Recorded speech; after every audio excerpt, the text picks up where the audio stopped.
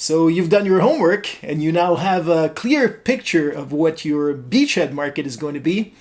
That's awesome. Now's the time to start working on the strategic core of your startup so you can turn your gadget into a rocket.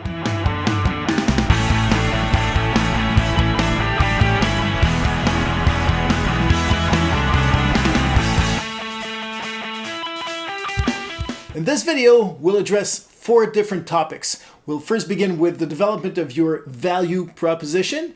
Then we'll move to the assessment of your competitive position.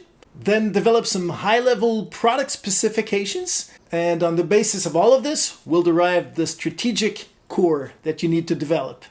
So let's start with value proposition. At this point, what we want to do is take what you've done before and turn it into a simple, short, and actionable value proposition statement.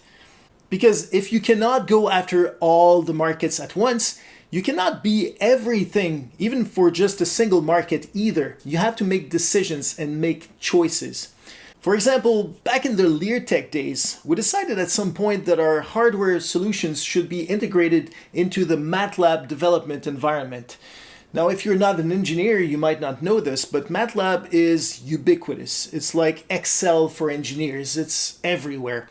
The problem with that decision is that it started diluting our efforts. As we were focusing on developing the best hardware platforms for advanced telecommunications systems, at the same time, we now had to focus our efforts on software development to port whatever we were doing into a software environment we did not control. And trying to market those 2 promises at once also proved to be a challenge. We now had 2 different products with 2 different promises, even though they were targeted at the very same markets. That proved extremely difficult to sustain over time. As you start voicing your product, your vision out to people, people are going to start coming to you and say, hey, you should do this. And you might experiment and try it, and it might flop, like just not work at all. Or maybe it does work and you start going down that way. You know, quality and innovation, some of those core strengths that we believe we have in our company, even that took a long time and to figure out. And why I say that is because, you know, we want to provide the best customer experience. We want to have the highest quality product, and we want to do things so different. And oh my goodness, it's going to be the cheapest product ever. And you're like, whoa, like contradiction after contradiction after contradiction. Impossible. Tell me how. I would love to know. You cannot create the cheapest product and the highest quality product at the same time. And then what do people perceive as the highest quality? That would be the better way to go. But I mean, we were getting pulled into the cable industry. And, you know, without burning any bridges, we eventually just stopped communicating with those conferences, those individuals, those people who kept trying to, like, you know, pull me that way. And we went back to our original vision of like utilities, because we had already figured out some core value propositions that were working for them. And then for us, because we were a B2B, 2C, we had 2 sets of value propositions. What is it that's going to work for all of us? And then what's going to work for them, right? And so multiple revenue streams and multiple ways to communicate that value. And it is really difficult to separate it. Like we wanted to say, like, here's everything you're going to get. But actually the utility only hears this, and you and I only hear this. And so we're still learning that. I mean, it just experiment after experiment after experiment. How do we refine our presentation? How we're talking about it. So what you want to do first and foremost is try to focus on one single value proposition. Now, what exactly is a value proposition? There are a few tools and models available out there to help you derive your own value prop, starting with the Strategizer Value Proposition Canvas. This one has 3 basic components attached to it: the gains, pains, as well as customer jobs. Pains are the problems that either individual or organizational consumers face every day, and that you have started tackling over the past few days. A value proposition that would aim at solving those problems would rely on pain relievers. For example, one of the companies we saw through the Montreal Creative Destruction Lab, called Redoc, addresses the pain that organizations go through when the time comes to answer requests for proposals. Because RFPs are never the same, they require a bunch of different types of data and information that is usually scattered all around organizations. So Redoc basically goes fishing within the organization and retrieves all of those bits and pieces of information that are required in order to come up with a draft proposal that then can be refined by the professionals in-house. A value proposition can also be based on the gains that customers would like to see, thus creating gain creators. Another company we saw through the Montreal CDL is called Vosker. They make cameras that are meant to be used in areas without power or telecommunications infrastructure. What Vosker recognized was that some of their customers wanted to automatically recognize what was going on in the images that the cameras were capturing. For example, some wanted to be able to detect that a robbery was taking place or that a specific type of animal was walking in the vicinity of the camera. So they developed an artificial intelligence that could do just that, and they embedded this AI into their cameras, thus creating a new gain. And then value propositions can also be founded on the basis of simplifying customer jobs. That is, simplifying the number of hurdles that customers have to go through in order to accomplish something. For example, Amazon, who else, has developed something called an anticipatory shipping model, whereby at some point they'll be able to ship you the goods and products that you wish for without you having to intervene and actually order them, thus simplifying immensely your job when buying anything at Amazon. Of course, as I mentioned in the previous video, the closer your value proposition is to whatever is mission critical to your customer, the more compelling your value proposition is likely to be. The more peripheral it is, the less urgent the need it is addressing, therefore making the whole sales cycle potentially way longer. So the first thing you want to do in devising a value proposition is to have a look at the potential gains, pains, and jobs you might want to address, and then rank order all of them according to their value creation potential. And then as a second step, you want to rank order them according to their feasibility. Do you have the resources, do you have the data, for example, that are required to materialize any form of solution in order to address those gains, pains, or jobs? Which yields an obviously most favorable quadrant consisting of those projects with the highest value creation potential that you're also most likely to be able to deliver. That being said, in the development of any value proposition, you want to aim for what is called the 10x factor. Where can you be at least 10 times better or 10 times cheaper perhaps than the existing alternatives? And the reason why this rule of thumb 10x is really important is that you're a startup, which means there are embedded and intrinsic risks associated with doing business with you.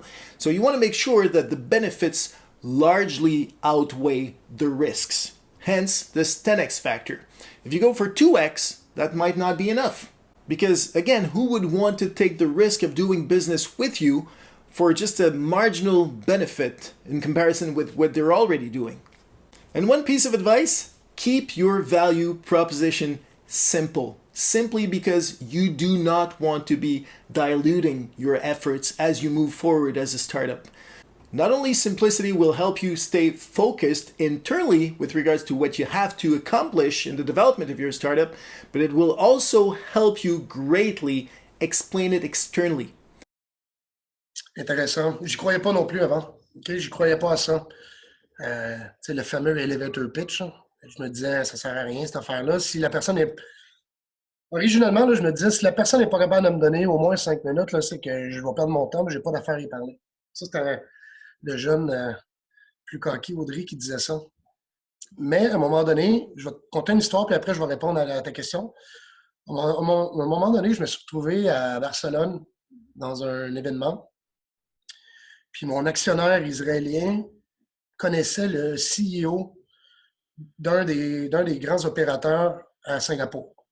Puis mon actionnaire, que je ne voyais pas si souvent que ça parce qu'il était basé à Tel Aviv, On se voyait peut-être une fois par année.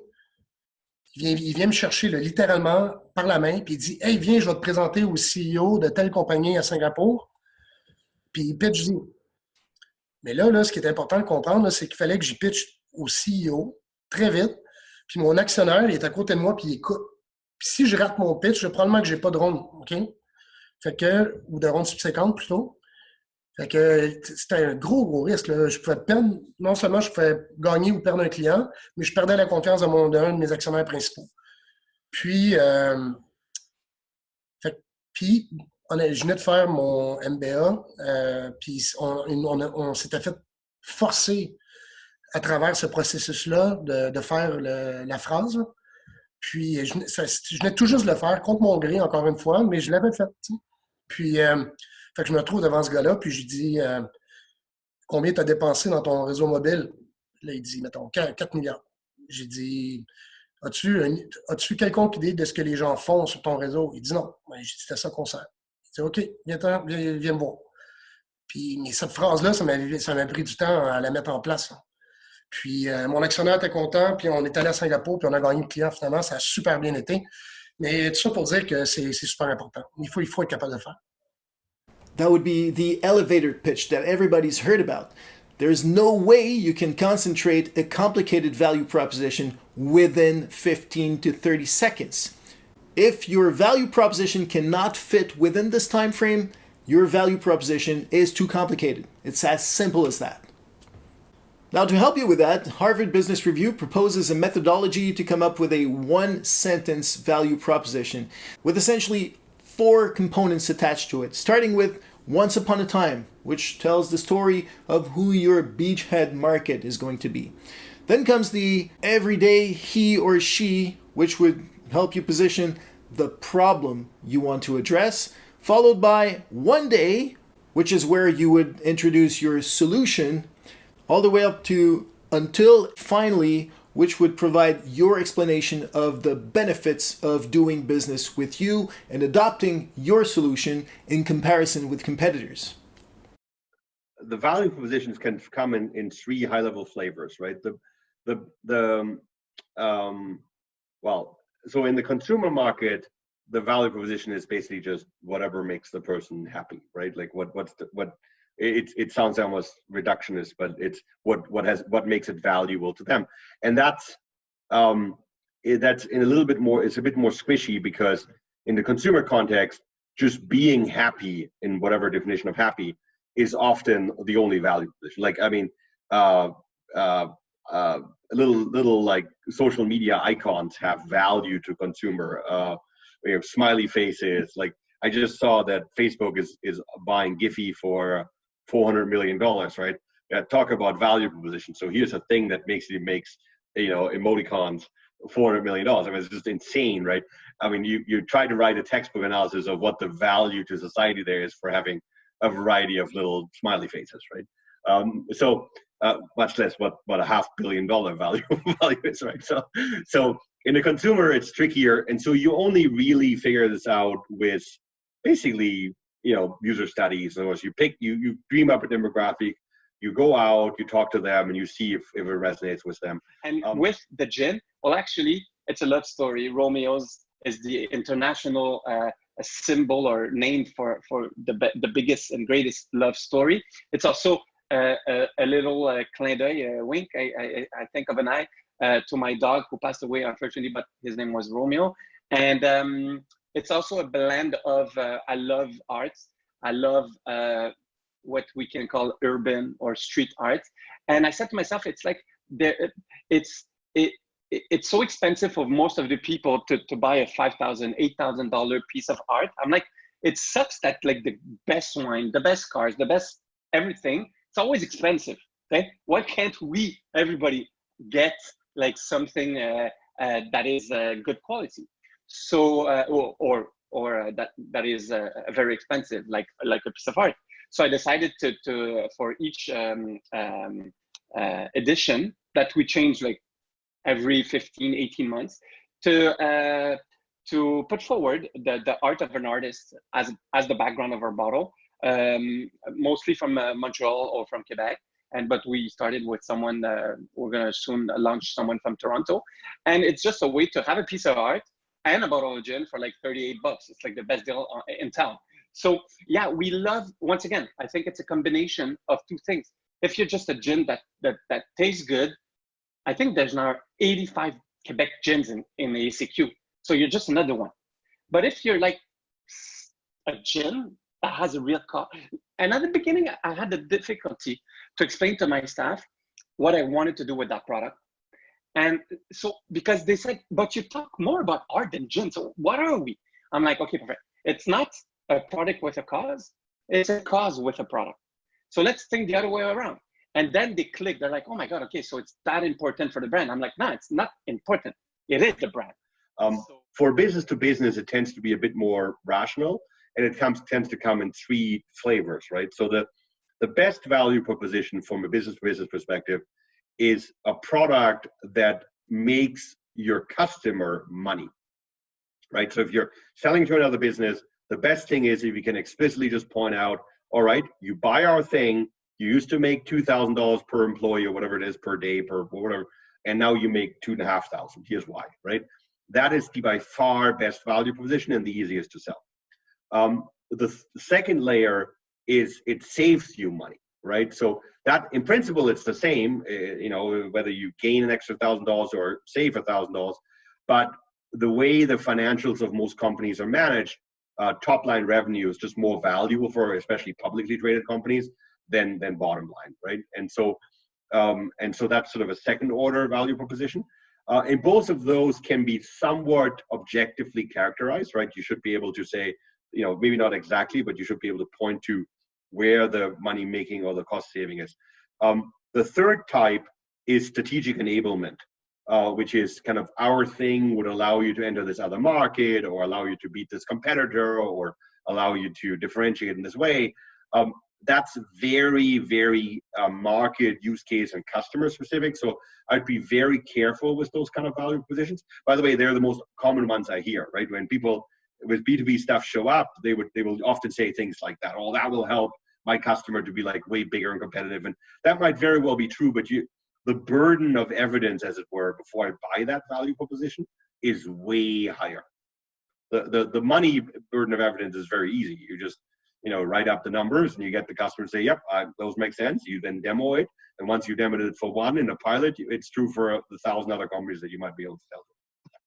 Which brings us to the second part of this video, which has to do with materializing somewhat your value proposition into at least some high-level product specifications. The key question here has to do with what would make for a great minimum viable product, or MVP. An MVP is essentially the intersection of whatever would make your product offering viable on the market, as well as what it requires from a very minimalistic point of view. For example, if the problem you want to tackle is to bring people from point A to point B, and your solution to that would be a full car, then your minimum viable product would not be just a wheel or a set of wheels. It would be perhaps a skateboard or a bicycle, something that actually enables you to tackle the problem or the need that you have decided to address. The biggest mistake that I'm seeing over and over, it's not so much about the MVP more than people are redeveloping things and not focusing on things that are the most important, in the sense that you have to reuse as much components that exist already and not redevelop the entire stack. You know what I mean? So I see a lot of very good technical people not being satisfied about a specific tech, and instead of reusing it and working around it or redeveloping the full stack, that's a complete loss of time and money. So if there's something about MVPs that focus on the innovative aspect of your product and don't redevelop things that already exist. That's one of the biggest mistakes I see. Not only it's not important for your audience. If something exists, it already exists, right? It doesn't contribute, doesn't add value, and it's certainly not going to add value to investors and potential partners as well. So you're literally not creating value when you spend time on that. And again, the very bare essentials that are required in any MVP are what enables you to deliver on your main promise, on your value proposition, which has this 10x component attached to it. For example, some music aficionados are also audiophiles who are really dissatisfied with the sound quality of most streaming services. So Qobuz has decided to address that need by developing a high fidelity or high definition streaming service. As of late 2019, they had about 200,000 subscribers. That's in comparison with 100 million plus subscribers to Spotify and 55 million subscribers to Apple Music. Qobuz doesn't have any auto-generated radio stations, it doesn't have any social component, it doesn't include video or has karaoke-style lyrics. But Qobuz does one thing, and they do one thing great, and that's high-definition, high-fidelity audio streaming. Another example would be Bang & Olufsen, the Danish manufacturer of high-fidelity audio equipment, to stay in the same line. The original value proposition at Bang & Olufsen was to provide the best sound quality speakers on the planet. However, they soon realized that many audiophiles would not pay for just the sound quality, but many more would pay for great design and stylish design on top of sound quality.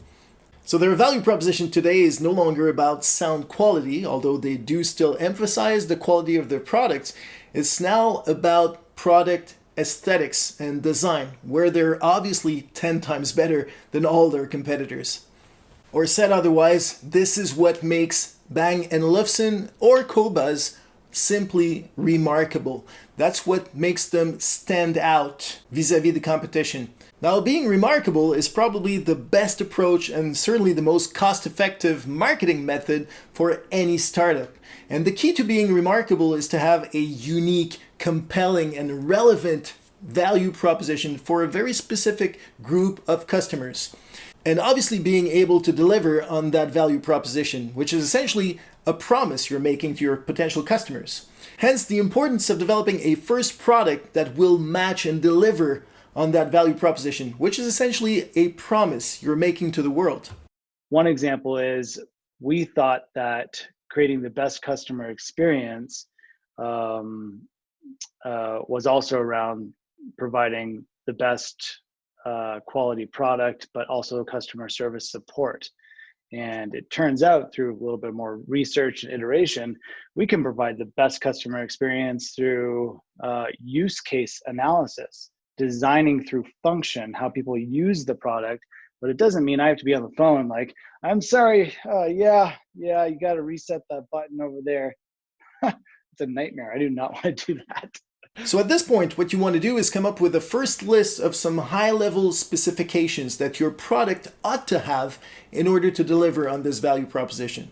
For example, in the case of Jet Set Systems, which is the hot tub related company I mentioned and referred to in the previous video, we came up with a list of 5 key features, 5 high-level specs that our first product had to have, including the maintenance autopilot that we patented, the automated reordering and delivery of consumables, an AI that would in time learn about user behavior in order to optimize everything in the hot tub itself, a remarkable and unique aesthetic and design, as well as an integrated value chain so that we could become a one-stop shop for customers. But all the while keeping in mind that we had to be 10 times better than the competition.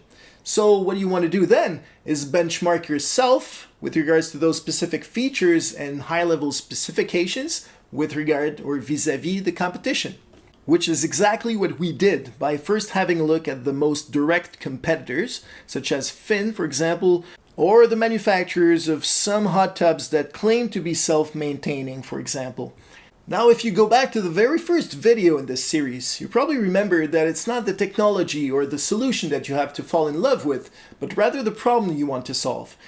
And therefore, the competition has to be seen in the exact same way. For the past few years, in academic circles that is, we've been dealing with the emerging service-dominant logic of marketing, which contends that people never really want a quarter-inch drill.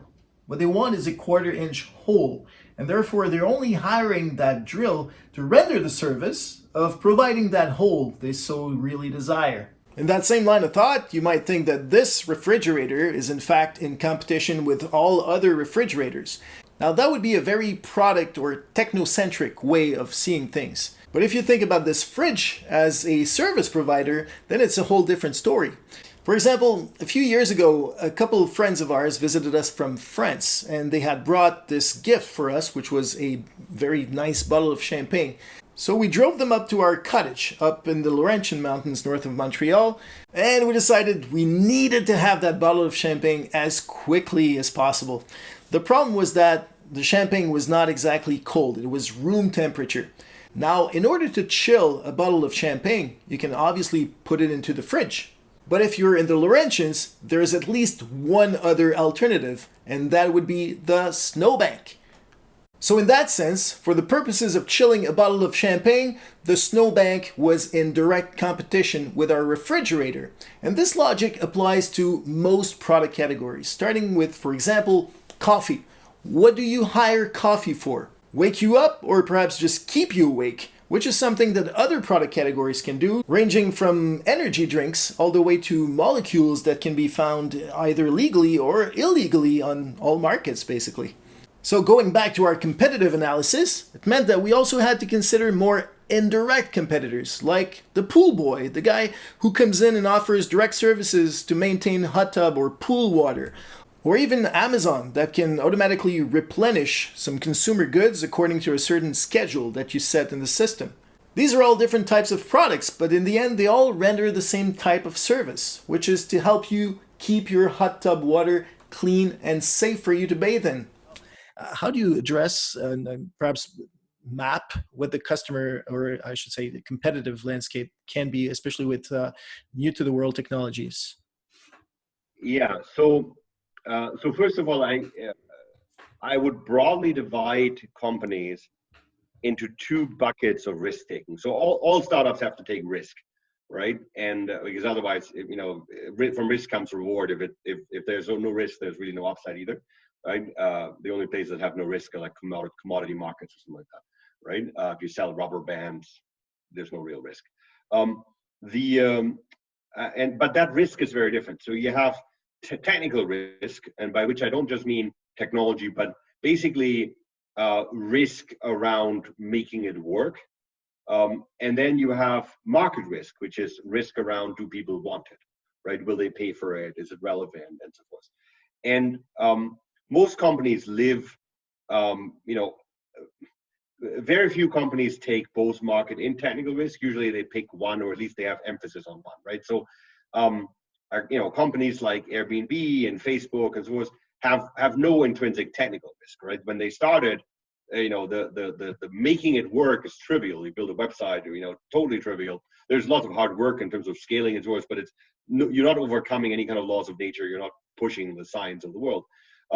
But you're at tremendous market risk, right? Like, who would have known that some like weird social sharing thing, whatever, would go somewhere, or that people would want to rent out their houses to perfect strangers, right?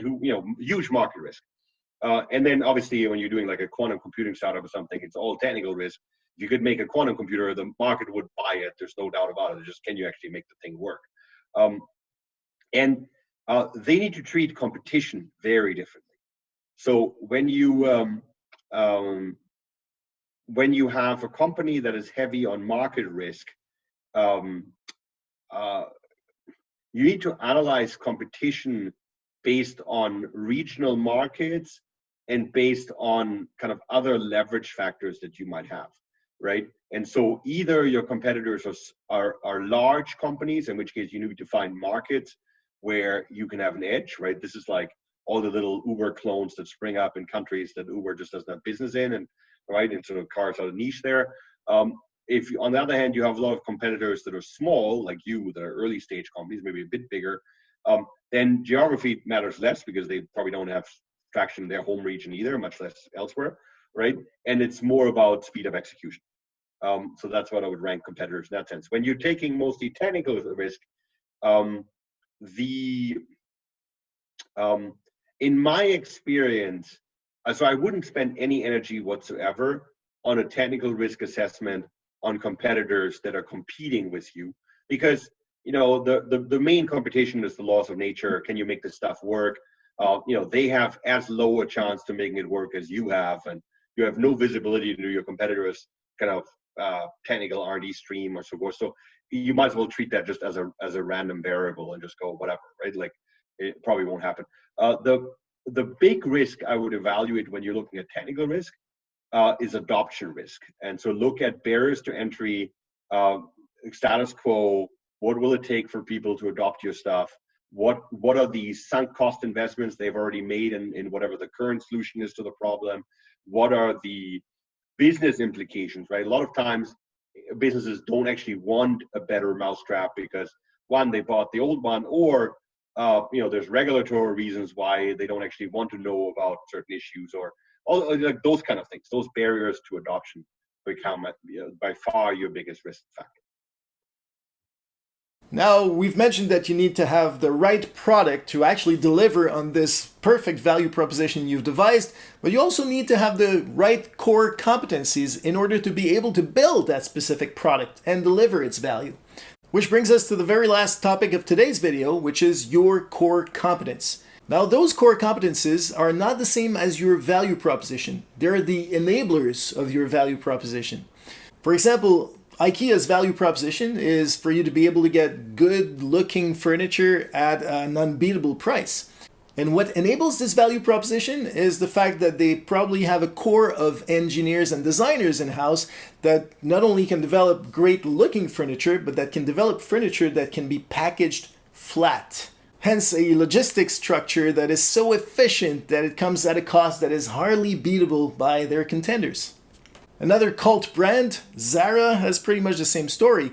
Their value proposition is great-looking clothes at a fraction of the price you would pay to get the same clothes made by designers, or the originals, essentially. And what enables this promise by Zara? That's essentially a very tight logistics chain, ranging from designers that can monitor the trends, copy those very rapidly, mass manufacture and mass distribute those products in every corner of the world within 3 to 7 days. How did you decide which of those were going to be your core or within the core of that business? Did you start manufacturing, for example, or did you go to partners for that? Good question. Manufacturing and equipment is always a slowdown for any startups, right? So it kind of sucks, and it's a lot of money. And it's stressful because if you manufacture at first without knowing if your product is going to work, it's even more stressful. And it's hard to convince any kind of VC. But we started with co-packer, right? So it was only Julie and I from our apartment working in underwear, literally, and making a crowdfunding. And then we had a co-packer making our juice, basically a competitor, another cold press juice companies that we said we're going to pay you to make our own juices with our brand. And we'll start like this. So we were taking the overstock from Courchaine La Rose, sending it on a skid to the co-packer. He was juicing it, putting it in a bottle, and that was it. So it was very cheap. It was very lean to start like this. It was the best way to start. And we started applying to grants and all kind of startup competitions, and where there's some money to win or at least visibility. And then we started getting a little buzz around us. We always knew from the start that we were going to need to be manufacturers, at least of our main product, which was cold press juices, because there's so much overstock. And the co-packer, when it comes to, a co-packer is always going to have a schedule, and we can't have a schedule that's very clear because we get truckloads sometimes. I learned the day before or even the morning of. Someone calls me and says, I have a truckload of grapes. Do you want it? I can't say no, right? So I'm like, okay, yeah, bring it up. But when that happened, when we used to have a co-packer manufacturer, I would call him and say, I have a truckload of grape that we need to do now. And he was like, nope, I'm not doing it. You're going to have to be in the schedule in 2 weeks. And I was like, this is never going to last 2 weeks. So we were losing tons of opportunities. And we ended up making juice sometimes that was like 40% of the content wasn't even food waste. So I was like, this is not, and so our cost was too high and it didn't work at all. So we knew it was going to need a facility. We got lucky enough that we won the $400,000 grant from Recyc Québec, from the government, for food waste reduction. So that kind of was the spark where we said, okay, we got the money now. So we went to get other funding because we had such a big chunk. It was easy to actually get banks into it. So we got about a $1.4 million investment, and we built our own factory. And I'll say that because we're about to export and replicate our model in other countries, and and the juice factory is kind of very necessary. We will start with co-packers at first in other countries, but it won't be profitable at all, right? We're going to lose money, but at least we're going to see if it works, and it's going to help the financial partners in those countries to actually embark on the journey and see the sales are real. But we know that no matter where we install Loop, we need a juice factory, because even the gin, the beer, the crackers, everything, all of those other products are depending on the actual juice factory for the pulp, for the fiber, and for the juice that we put in all of them, right? We put about 1,000 liter to 1,500 liters of juice in every batch of our beers that are about 1,000 liter of beer. So it's a lot of cold press juice that we put in those beers too, right? So manufacturing was kind of we needed to, but it's hard though. It sucks. Like today is Monday and it's a holiday and I'm in the factory right now, right? Yeah, I mean, so at a higher level, I think the core is always the team and the knowledge and capability embedded in the team. This is a really hard one to give generic answers to, because it's very specific to the company and the supply chain they sit in and the competitive dynamic. But usually you want to look at the overlap zone between obviously like wherever the value concentrates, but overlapped with what is truly proprietary. Proprietary both from a pure, let's say, intellectual property perspective, but also from a team knowledge, from a domain expertise, and so on. My personal, and this is specific to deep tech companies, but my personal metric there is often, what is the stuff where you have really credible reasons why companies that are 1,000 times bigger than you will have a hard time with it, right? Because it's very hard to build a core if it's something that Google or Facebook can do by just throwing engineers into it, right? And so if it's patents and things like that, then that's a relatively easy answer. But more often than not, it's sort of a unique set of skills, or often combinations of skills. In our case, we're big fans of building multidisciplinary teams, right? Where it's like, okay, so we have specific expertise around this problem statement from a software angle, plus some hardware component, plus some, I don't know, biomechanical and blah, blah, blah, right? And that's a combo. Of course, Facebook can hire those people, but they don't have it organically. There's no division in Facebook, or name whatever big company you want to name, that has that wonky combination of domain expertise and skill set. And that is the kind of stuff that lends itself to becoming your proprietary core, because it will actually be protected even once you're successful. When you're defining your core from that perspective, don't just think about what is proprietary before you're successful. Before you're successful, this is an unproven thing. Nobody elsewhere is going to spend any energy on it, because they would rather have you take the risk and then take it from you when it's done, right? When it's proven out.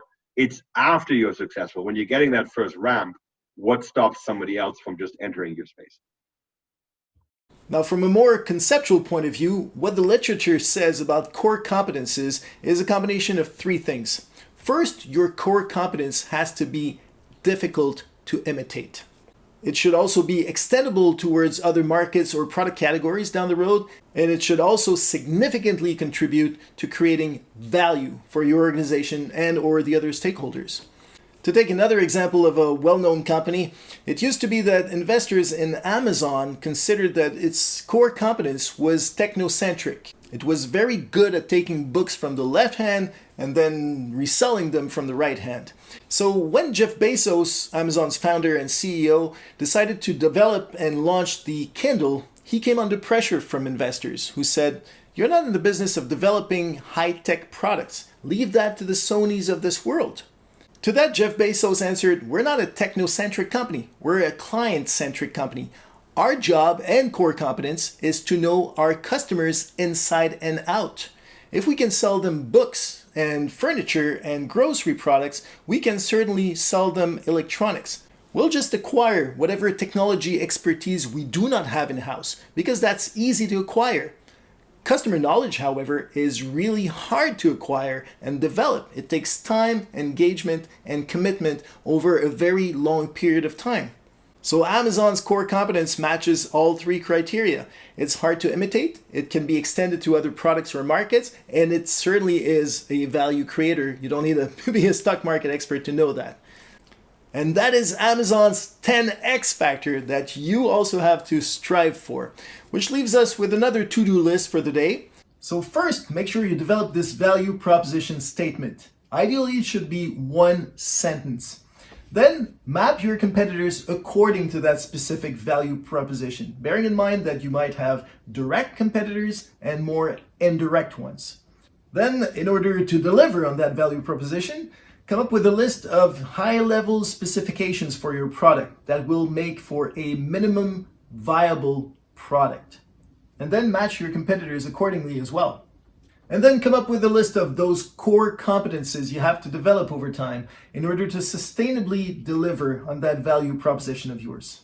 And when you've come up with all of those answers, you'll have a very clear idea where to go to from here. And you'll be ready then to add a business model to the equation and turn your invention into an innovation or your gadget into a rocket.